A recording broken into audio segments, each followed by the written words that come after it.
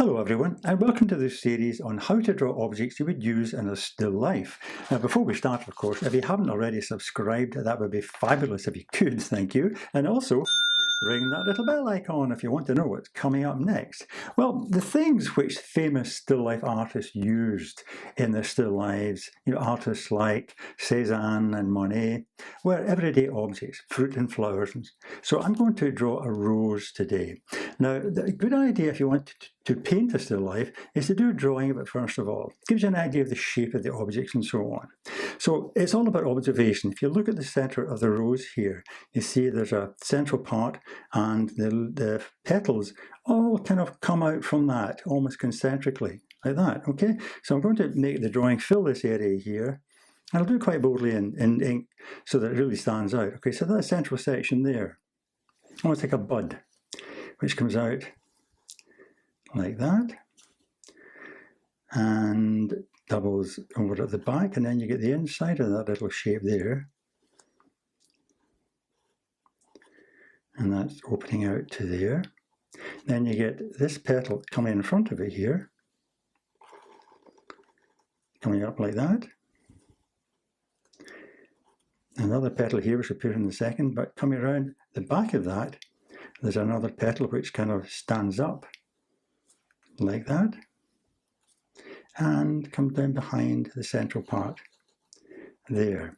And then around here we have another little petal coming up, dipping in, curving around, and then that kind of doubles over like that, and you see the edge of it come in like that, okay? And behind that there's another petal. Maybe they're coming in rings. Another one coming up like that, and that one folds over, so you see that one's edge coming there like that to join under there.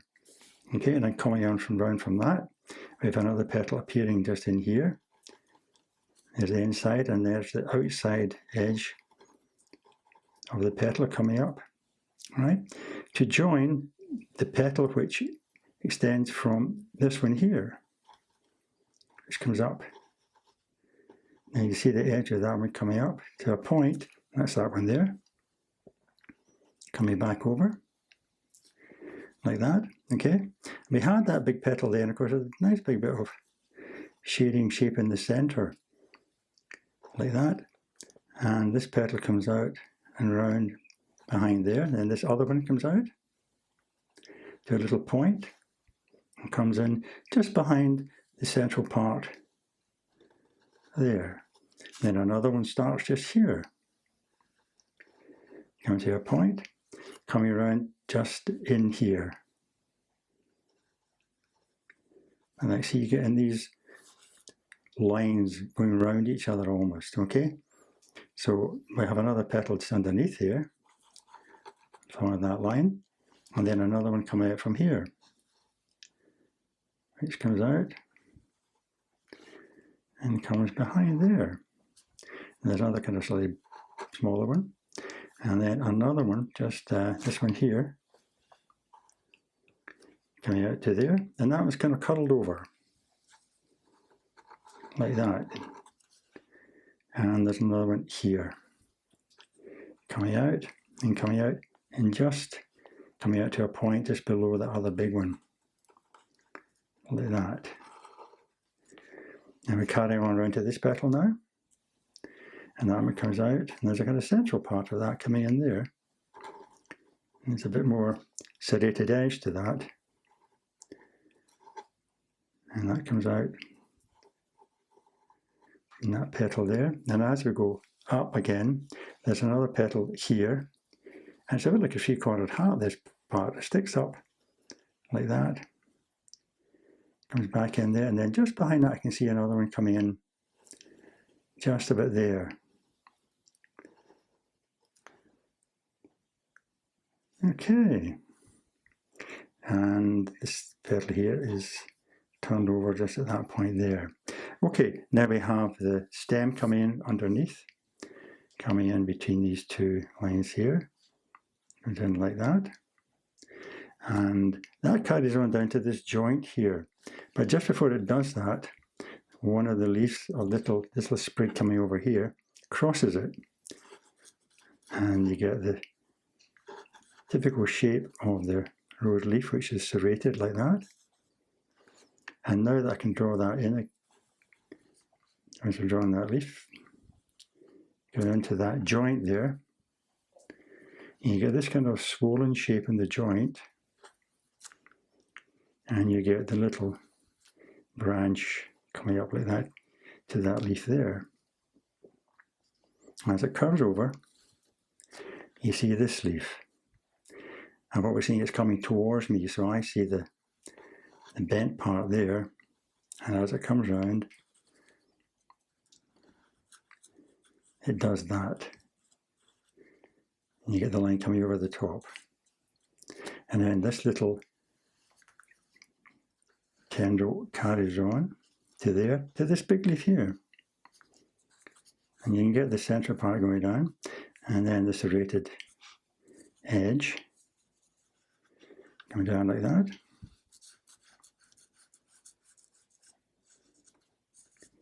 And then of course you have like the veins coming out there like that. And then the stem, the main stem carries on, comes down like that. Getting a bit thicker as it goes. Okay, and we have another couple of leaves coming out over here. We have one that's again kind of double back in itself, like that. And there's a little tendril come out there, and a leaf appearing just behind it there. That's that one there.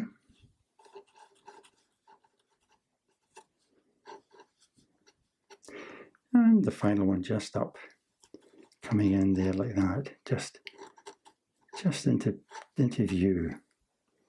Okay, and one final one just coming up here, behind the rose. And I think with a little bit of artistic license here, I think I'll leave the rose shape on its own here, and I'll make this leaf shape just come in here.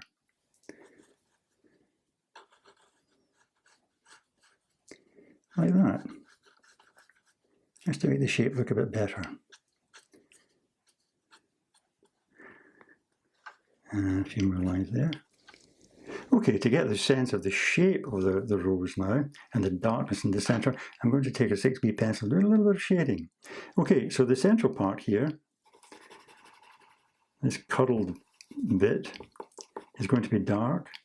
And then on the other side, these petals which open out will be dark in here. Put a lot of weight in your pencil. But as they come to the edge, they get lighter, so you get that kind of feeling there. You get the center sense of darkness in there. Okay, as that petal cuddles over there, this is dark in here too, like that. Then this petal here is dark underneath. As that comes out like that.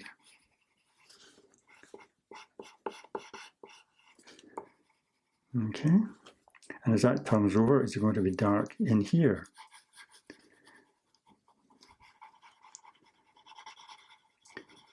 It's quite a good idea to do this once you've done your drawing, to give you a sense of where the dark areas are going to be in your painting. And you get a better sense of the form of the flower too. You know, the edges of the petals are going to catch the light, but the bit just behind the edges here are going to be in shade, in shadow. So you can put them in like that. Okay? See that? As that's turning over, it starts to catch the light, and then it starts to get shadowed again as it goes away. And then in here, it's dark again. I'm going to put a really good bit of dark shading in there. Quite a bit of weight in my pencil, there we are.